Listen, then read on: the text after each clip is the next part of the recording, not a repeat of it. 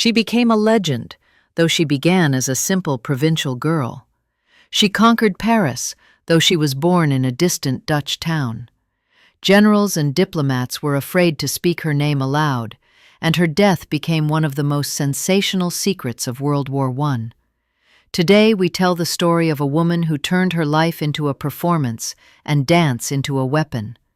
You will learn how the daughter of a hat shop owner ended up in distant Java, why she created the image of a mysterious Oriental priestess, why she played on two fronts, how love destroyed her, and how her final step forever inscribed her name in history. But most importantly, you will see how she transformed her own beauty into a political weapon and paid for it with her life. Mata Hari, dancer, spy, legend. Chapter 1: The Birth of a Legend from a Provincial Girl. In the small Dutch town of Leeuwarden, life flowed slowly and predictably. Rarely did anything happen here that could shake the world. But in 1876, in the family of a hat shop owner, a girl was born who was destined to explode not only Paris, but also the pages of military history. She was named Margaretha Gertruida Zelle. From childhood, she stood out among her peers, not only with her striking appearance, but also with a gaze that held more than simple childish curiosity. In this gaze lurked a thirst to see, to know, to experience. Leeuwarden seemed to her a narrow cage from which she needed to escape, even if it meant sacrificing everything. Her father, an enterprising and charming man, knew how to surround the family with prosperity and attention. Margaretha grew up in an atmosphere where beautiful dresses and refined manners were commonplace, albeit somewhat for show. But this brilliance proved fragile. When her father went bankrupt, her life changed. Wealth, tranquility, and confidence in the future left the house. For Margaretha, this became the first lesson. Everything you have can disappear in an instant. That meant she needed to learn to rely only on her own strength and ability to please. She quickly understood that her appearance could become that ticket which would take her beyond the limits of the gray streets of her hometown. She dreamed of Paris, of exotic countries, of a life full of silk, gold, and admiring glances, and she was ready to pay any price to find herself in a world where her beauty would be currency, and her name a pass to the most exclusive salons. Margaretha didn't yet know that the path there would begin with a letter and a chance meeting that would forever change her destiny. Chapter 2: Marriage as a Ticket to a Foreign World, 18 years old, the age when many girls are just beginning to dream about their future life. For Margaretha Zelle, this age became the moment when dream and reality merged in one decision. She met a man who opened before her the door to that very world she had dreamed of since childhood. A world of distant countries, exotic customs, and high society life. His name was Rudolph MacLeod, an officer in the Dutch colonial army, no longer young, with military bearing and the tired gaze of a man who had seen much. He served in the Dutch East Indies, those distant tropical colonies where Europe collided with ancient civilizations, and laws and customs intertwined, creating a special, almost hypnotic atmosphere. For Margaretha, this marriage was not only a union of hearts, but a ticket to a foreign world. She saw in it an opportunity to leave gray Leeuwarden, to escape from the boring rules of a small town, and find herself in a place where every day would be filled with new impressions. She didn't deceive herself. There was no love like that written about in novels.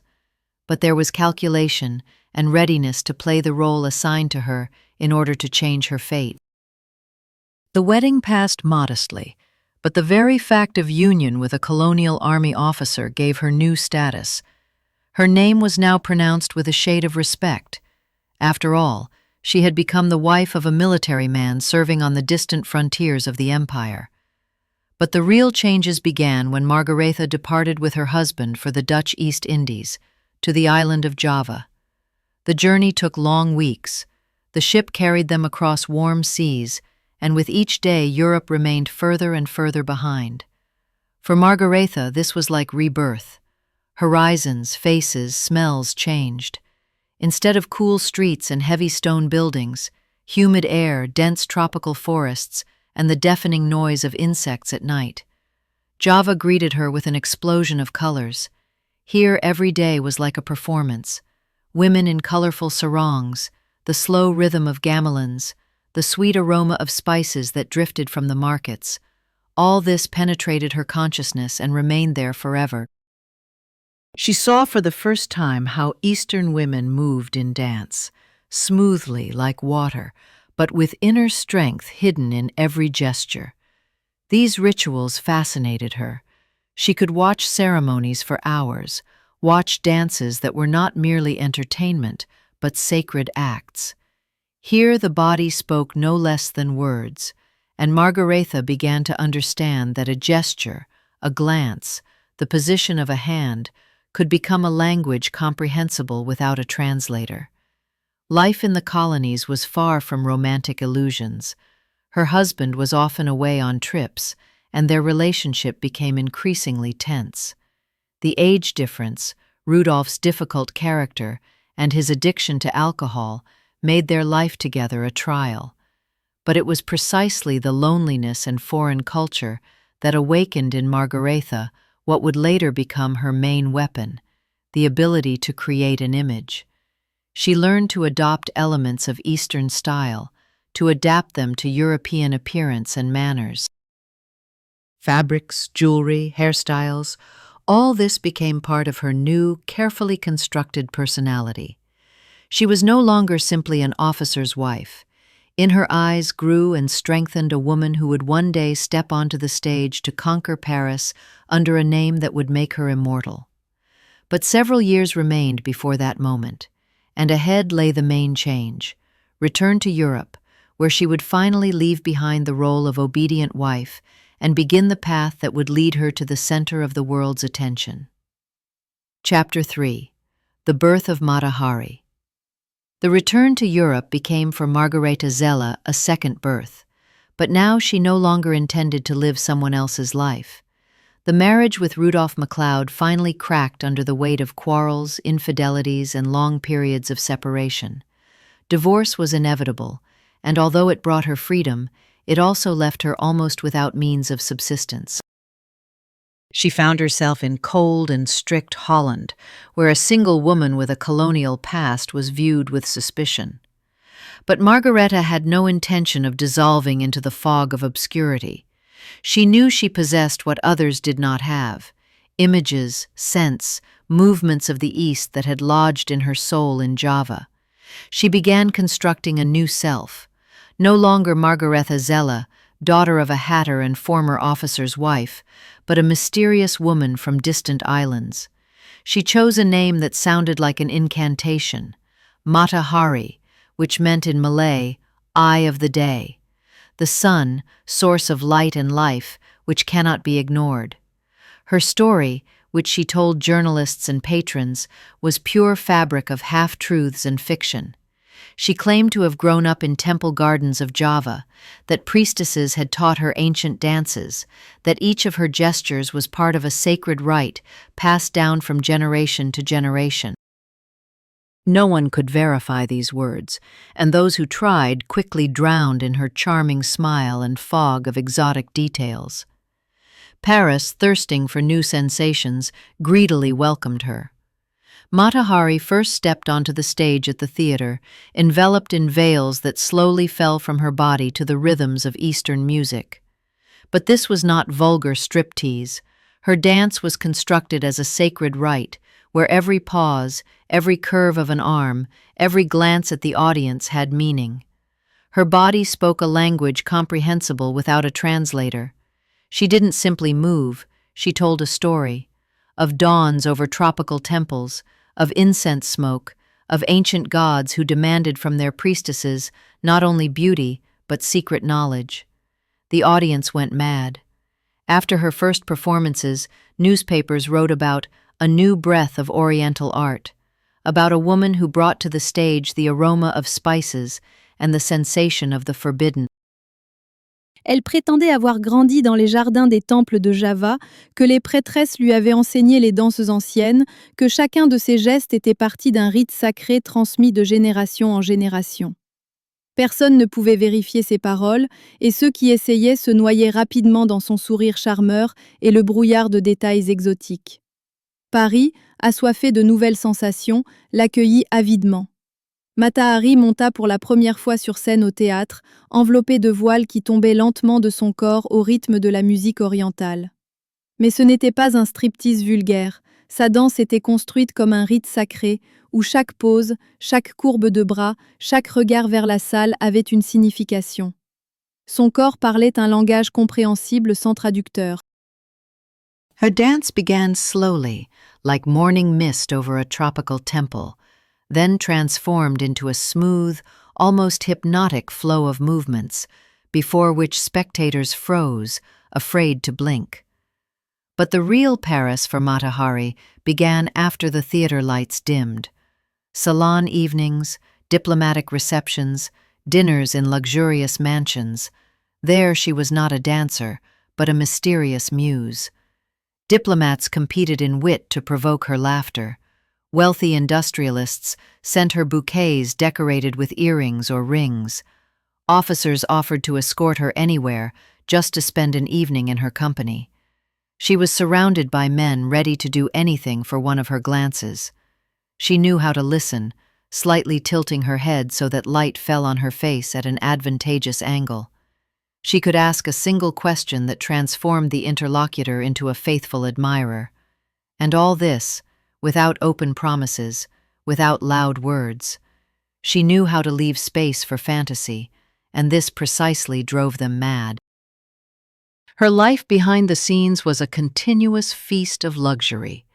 Jewelry, dresses from the best dressmakers, expensive perfumes, private carriages. But behind the brilliance hid a fragile construction. All this rested on her fame, on her demand. Should the public's interest fade, the magnificence could crumble like a sand castle. Mata Hari knew this, and therefore played her role without mistakes. She never appeared in the same salon twice with the same image. Today, a mysterious priestess. Tomorrow, a refined lady in a strict dress. The day after, a cheerful conversationalist laughing at officers' jokes. She changed as easily as she changed outfits, and in this lay her strength. But along with admirers, other people began to be drawn to her as well, those for whom her charm could become an instrument. Among them were those who looked at Mata Hari not as a woman, but as an opportunity to obtain information that could cost entire armies. Chapter 5. The First Recruitment Summer, 1914. Europe, which yesterday had been bathing in the golden light of the Belle Époque, suddenly plunged into the twilight of war. World War I was splitting countries, separating families, changing the very fabric of ordinary life. Paris filled with anxiety, the streets with military uniforms, and conversations in salons and theaters increasingly concerned the front, strategies, and alliances.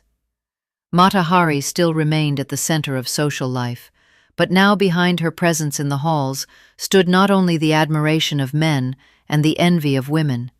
In a world where every grain of information could cost hundreds of lives, her ability to be near the most influential people in Europe became a weapon that could not go unnoticed.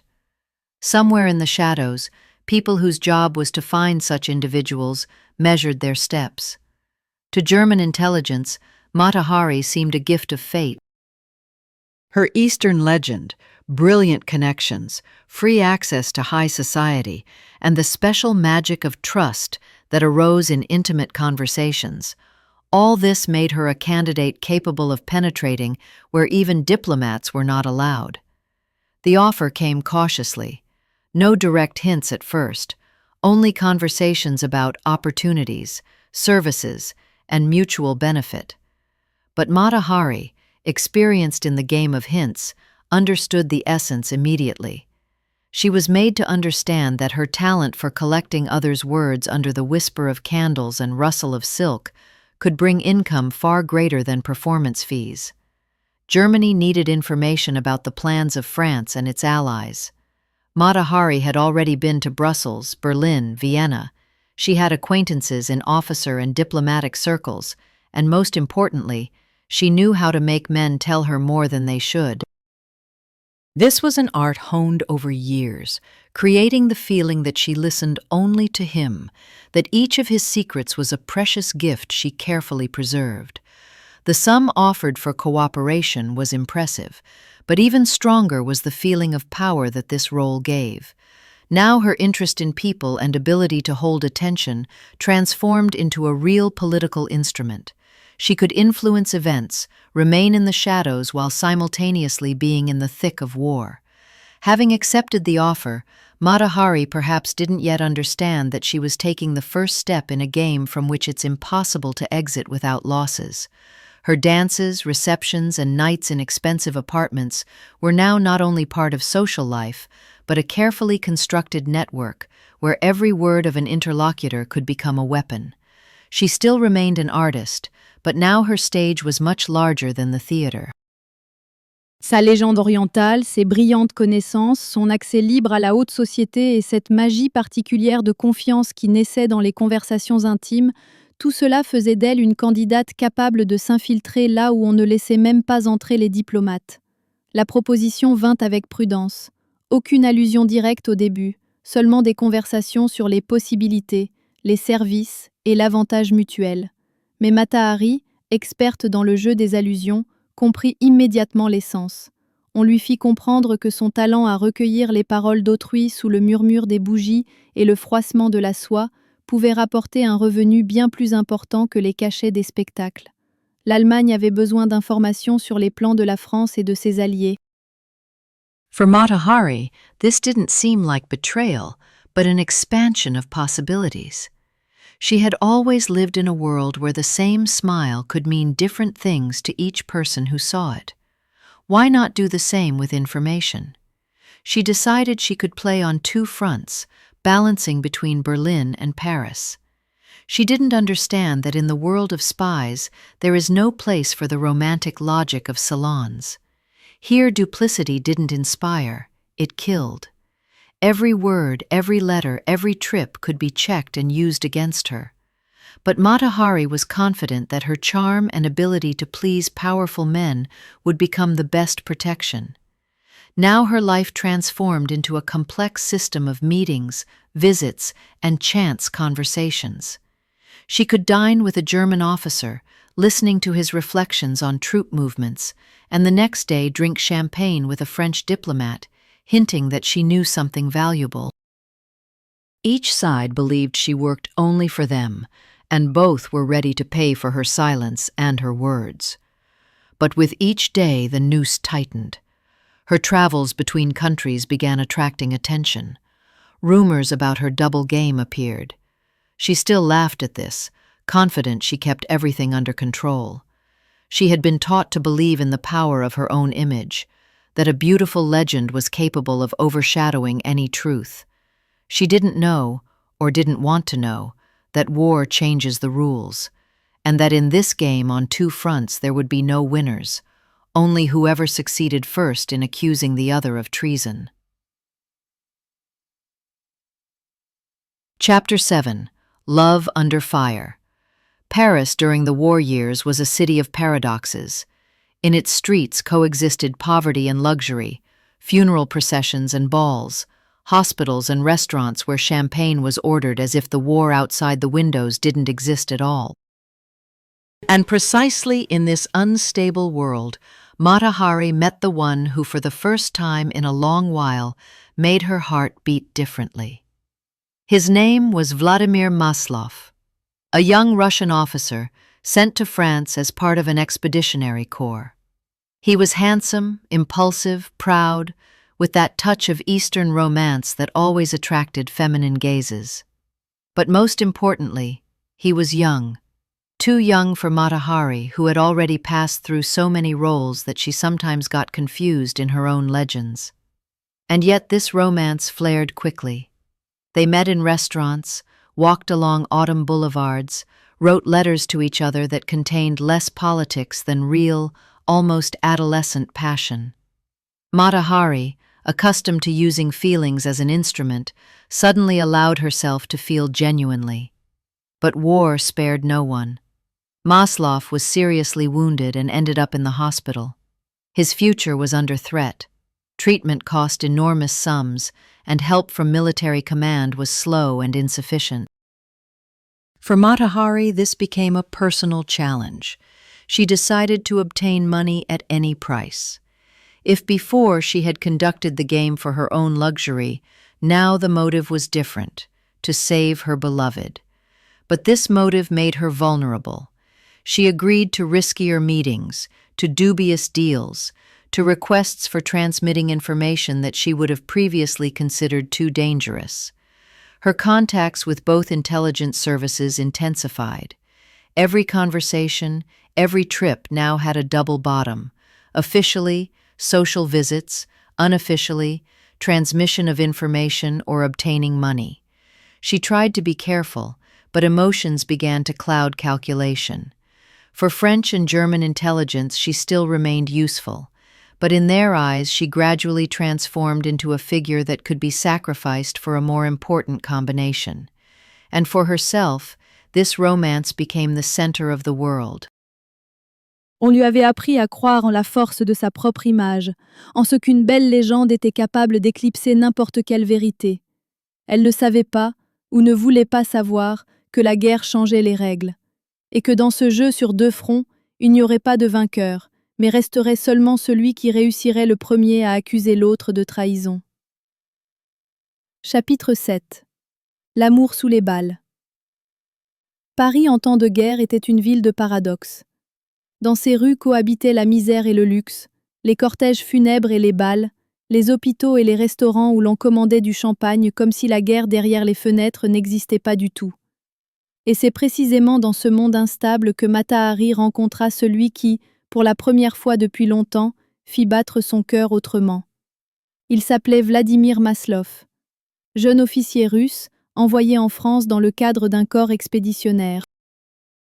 The invitation to come with them for a conversation sounded too ordinary to hide the real meaning.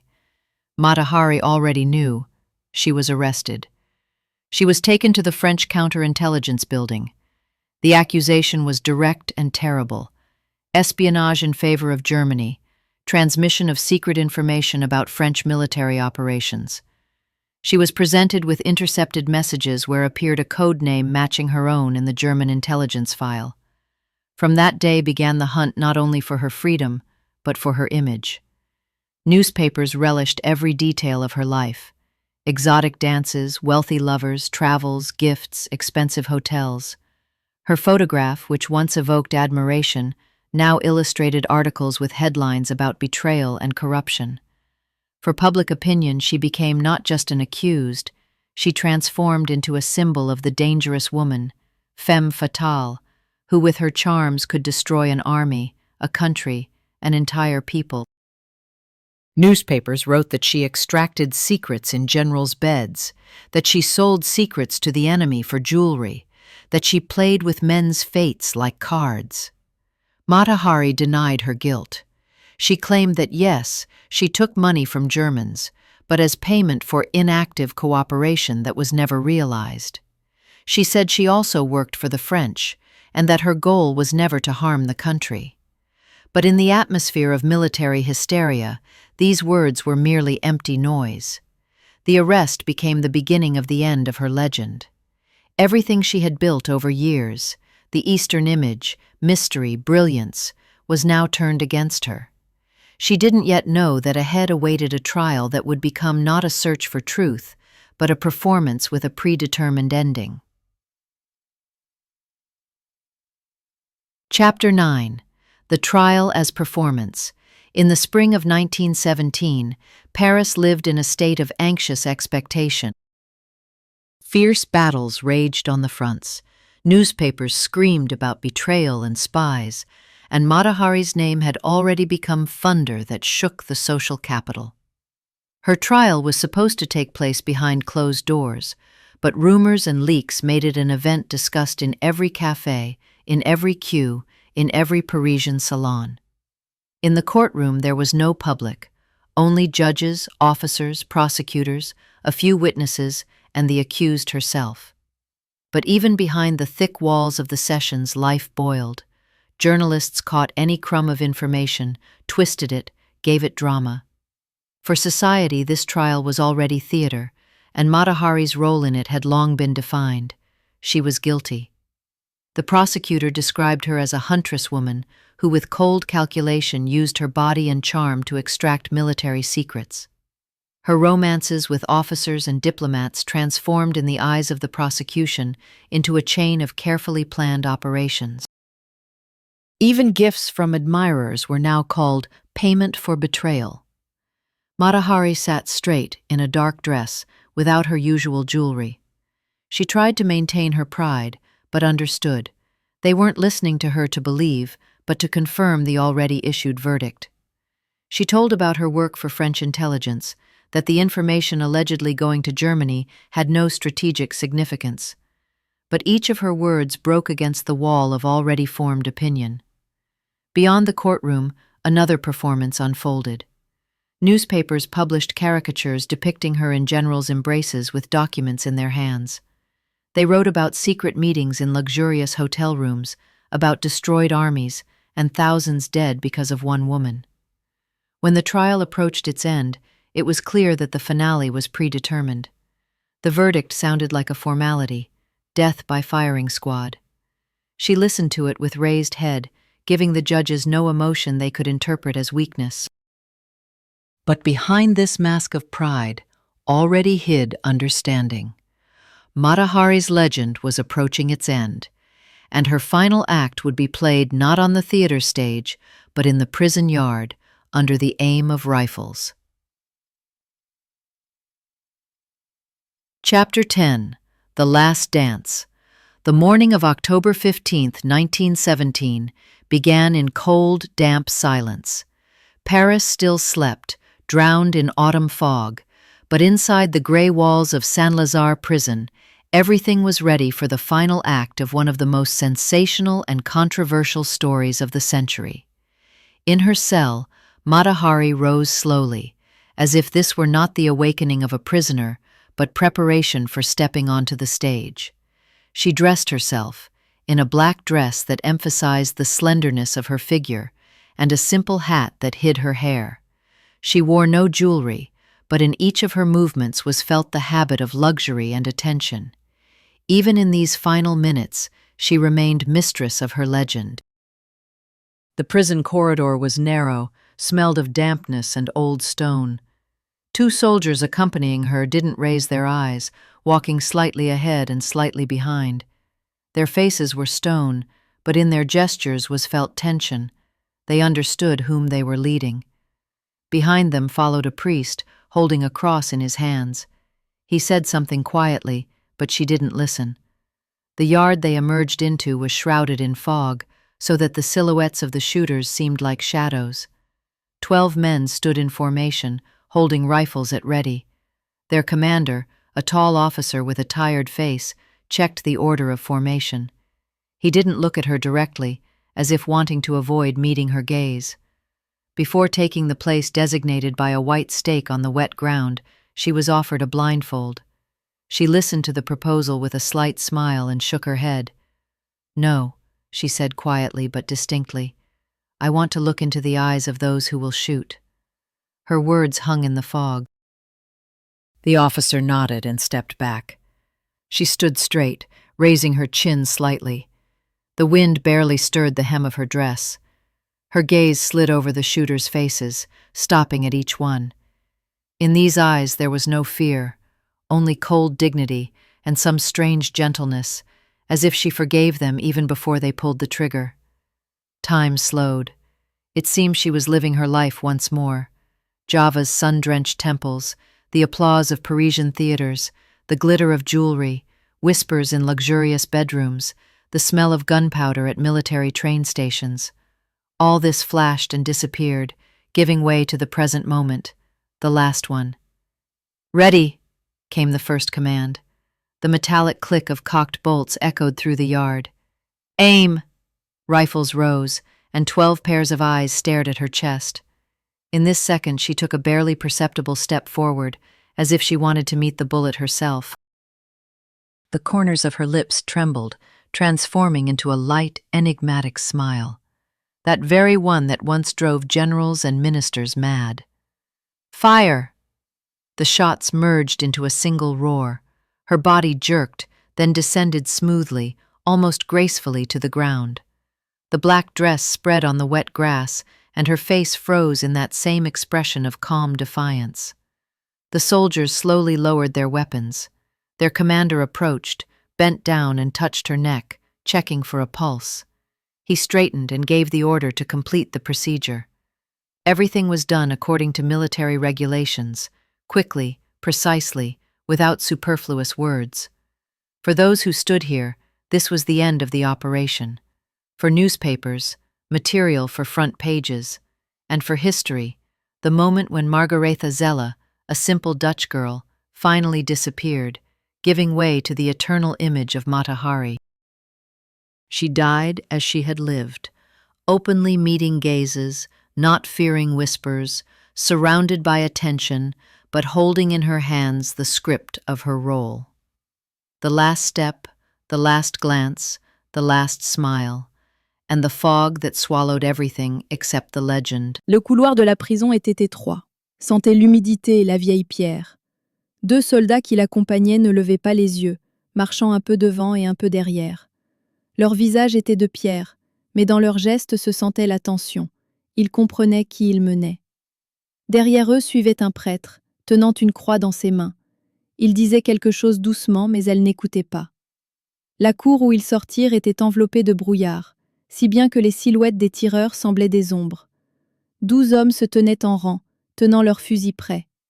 Leur commandant, un officier grand au visage fatigué, vérifiait l'ordre du rang. Il ne la regardait pas directement, comme s'il voulait éviter le croisement des regards. Avant d'occuper la place désignée par un piquet blanc sur la terre humide, on lui proposa un bandeau pour les yeux. Elle écouta la proposition avec un léger sourire et secoua la tête. « Non, dit-elle doucement mais distinctement, je veux regarder dans les yeux ceux qui vont tirer. » Ces paroles restèrent suspendues dans le brouillard. L'officier hocha la tête et recula. Elle se tint droite, relevant légèrement le menton. Le vent agitait à peine l'ourlet de sa robe. Son regard glissa sur les visages des tireurs, s'arrêtant sur chacun. Dans ses yeux, il n'y avait pas de peur, seulement une dignité froide et une étrange douceur, comme si elle les pardonnait avant même qu'ils pressent la détente. Le temps ralentit. Il sembla qu'elle revivait encore une fois sa vie, les temples de Java baignés de soleil, les applaudissements des théâtres parisiens, l'éclat des bijoux, les chuchotements dans les chambres luxueuses, l'odeur de la poudre dans les gares des trains militaires. Tout cela passa en éclairs et disparut, cédant la place au moment présent, le dernier. « Préparez-vous » résonna le premier ordre. Le cliquetis métallique des verrous armés roula en écho dans la cour. « En joue !»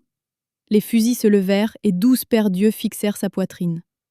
À cette seconde, elle fit un pas à peine perceptible en avant, comme si elle voulait aller elle-même au-devant de la balle. Les coins de ses lèvres frémirent, se transformant en un léger sourire énigmatique, celui-là même qui autrefois rendait fous les généraux et les ministres. « Feu !» Les coups se fondirent en un seul grondement. Son corps tressaillit, puis descendit doucement, presque avec grâce, sur le sol. La robe noire s'étala sur l'herbe mouillée, et le visage se figea dans cette même expression de défi calme. Les soldats baissèrent lentement leurs armes. Leur commandant s'approcha, se pencha et toucha son cou, vérifiant le pouls. Il se redressa et donna l'ordre de terminer la procédure. Tout fut fait selon le règlement militaire, rapidement, nettement, sans mots superflus. Pour ceux qui se tenaient ici, c'était la fin de l'opération. Pour les journaux, la matière des premières pages. Et pour l'histoire, le moment où Margaretha Zell, simple fille hollandaise, disparut définitivement, cédant la place à l'image éternelle de Mata Hari. Elle mourut comme elle avait vécu, affrontant ouvertement les regards, ne craignant pas les chuchotements, entourée d'attention, mais tenant dans ses mains le scénario de son rôle. Le dernier pas, le dernier regard, le dernier sourire. Et le brouillard qui engloutit tout, sauf la légende.